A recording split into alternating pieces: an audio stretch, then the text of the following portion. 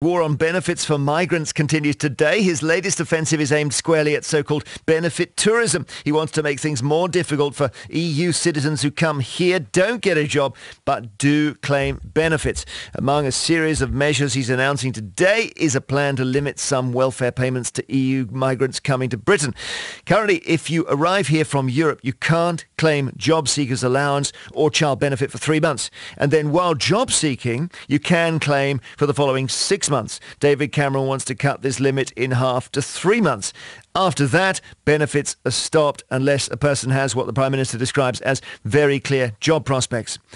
Well, the announcement has received a mixed reaction. In a free European market, some see these as punitive measures. They say people coming here from other parts of Europe are genuinely looking for work and are not here to claim benefits. On top of that, are these changes even legal? Will the European courts force David Cameron to back down? Let's talk about this with Jonathan Portes, the director of the National Institute of Economic and Social Research, who thinks these measures are a token gesture. And Sir Andrew Green joins us as well, the chairman of Migration Watch, who thinks it's a move in the right direction. Jonathan Portes, first of all, let's get through some of the facts here. What is the current situation for these EU migrants?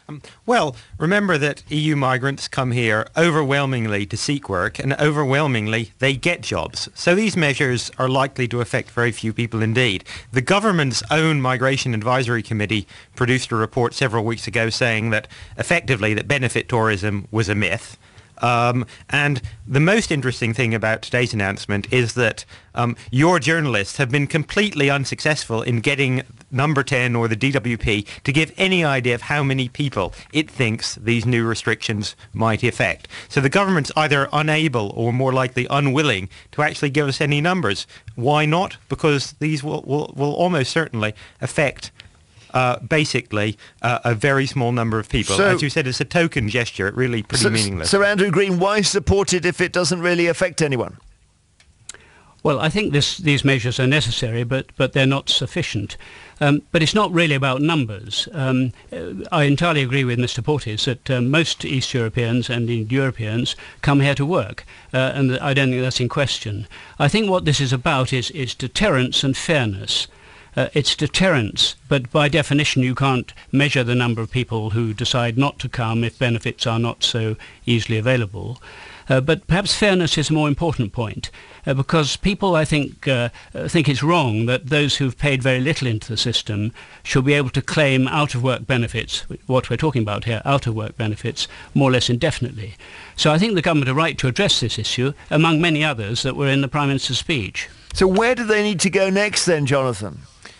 Well, I think it's, the IMF produced a generally favourable report about the British economy yesterday. And what they said was that restrictive immigration policies could have a negative impact on productivity growth. And what that means is that the IMF thinks that the restrictions the government has put in place, particularly on skilled workers and students, are harming growth and are harming our national prosperity. So not just the prosperity of the immigrants, but actually the rest of us as well. So I think the government actually needs to step back from these rather silly measures which affect almost nobody and look at the bigger picture, which is if we want a country that's open for business, as the Prime Minister says, if we want an export-led recovery, we have to be open to immigration. That means being positive about immigration, not introducing things which are intended to send a message or deter people from coming here, but actually really make very little difference. But if you want to encourage people to come, Andrew Green, do you then have to give them a safety net if they don't work? Yes, I think you have to give them a reasonable safety measure, and I think that is what these proposals do. But you're right to look at the wider problem, and the wider problem is not just arguments about productivity or skilled migrants, and incidentally, only half the work permits available to skilled migrants have ever been taken up, so there's not much pressure there. The wider problem, and clearly the reason the Prime Minister made this speech, is that there's very widespread and entirely justified concern about the sheer scale that immigration has reached. Economics are not the only thing in this world.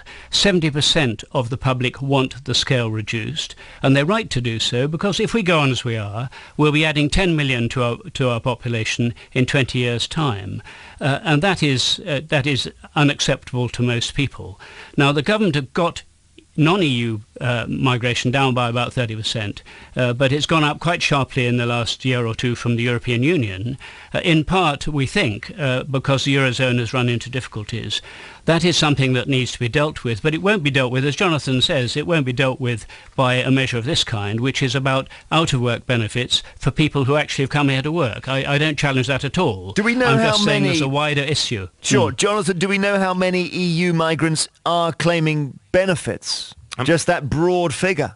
Well, we know about 60,000 EU migrants are claiming job seekers allowance. But what we don't know is whether any significant number of them will be affected by this new measure because, as Andrew says, since most of them come here to work, most of them are probably claiming those benefits because they've actually paid into the system. They paid their national insurance contributions like you or me, and then they're claiming benefits after they lose their job. And those people won't be affected by the current system. I mean, I think I agree with Andrew.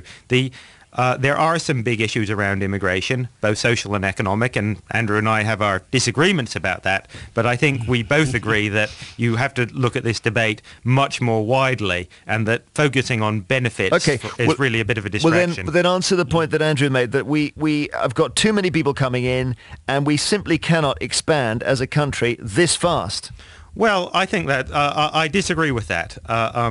I live actually in Islington, which is actually the most densely populated local authority in this North country. London. Yeah. In North London. It's the most densely populated borough in the entire country. Is it? It is. But Islington still isn't back to its population peak of about 100 years ago. We were much more crowded then. In fact... Well, that's when we had slums. We had 8 people living in a room. But exactly. during the 1970s, places like Islington lost population very rapidly. Inner London actually lost a quarter of its population in the 1970s. And I was living there then. And it really was pretty disastrous. Both London and New York... Go on. Well, that's it. Andrew, go on. Answer that. We've got plenty of space. This is not an argument about Islington. The population of the UK has grown consistently, almost entirely consistently for 100 years. And it goes on and on and on. And the island gets no bigger. But quite beyond that, if you have a political system that appears to be deaf to the views of 77% of the population, never mind Islington, but real people out in the country, then you've got a serious problem. And I think that the Prime Minister is trying to address that. He listed a whole measure of things they've done. They have had some success, but because of the changes in the European Union, they have not achieved their objective, and they probably won't. Is it the case, Andrew, let me ask you this question, that job centre adverts have to be advertised across the whole of the EU? Is that something you'd like to stop? Well, if it is the case, I think it's unwise. I'd be very surprised if that was effectively in place in the other 27 countries. Do you know, Jonathan? It's only... Go on. A lot of jobs are advertised across Europe, both from the UK and from other countries. We have a more centralised system, and more vacancies on it. Well, David Cameron says it is. See, David Cameron says you've got a job centre has to advertise all its vacancies across every country in the EU. Well, it doesn't have to. That's the current procedure. But that's good. It is good for both UK workers and workers in the rest of Europe that they should have the maximum opportunity to look for a job wherever in Europe. That's the point of having a European Union. Free trade, free movement of workers. And in the long run, it benefits all of us. Okay, one more question for you both, which is whether you think that actually the Prime Minister won't be able to make even this small change because a European court will get in the way. Sir Andrew Green. I think you'll get away with it. I mean, this is not a big fish. There are huge issues of Europe coming up, some of which Jonathan just touched on. The long run is not where we've got to at the moment. Where we are is that we've given full access to work to 100 million people whose standard of living is a quarter of ours. That is, in due course, in a renegotiation with Europe, will have to be corrected. And whether the Commission like it or not, I think that there's a settled mind in Britain that a correction is needed. Do you think the courts will stop this, Jonathan? I think Andrew is probably right, given the relatively minor nature of this change, and it won't affect many people. I think both the UK and the European Commission and other European countries will have rather bigger fish to fry in the next few years. Okay, and you don't want the renegotiation that Andrew mentions to block future migrants from inside the EU? No, I think that all the evidence suggests that free movement of workers has been beneficial for the UK economy overall, and is part of the wider benefits of economic liberalisation within the EU. Thank you very much indeed. Jonathan Portes, Director of the National Institute of Economic and Social Research from Westminster, and Sir Andrew Green, Chairman of Migration Watch. Interesting stuff.